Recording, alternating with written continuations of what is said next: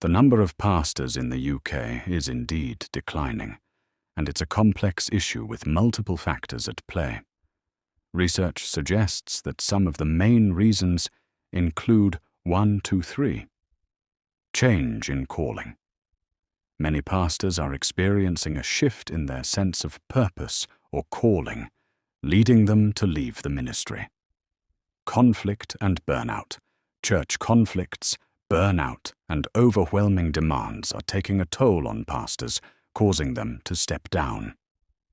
Family issues and personal finances. Pastors are struggling to balance their family life and personal finances, leading to a decision to leave the ministry. Lack of support and resources. Pastors often feel isolated and unsupported, with limited resources to manage the demands of their role. Declining church attendance and cultural shifts.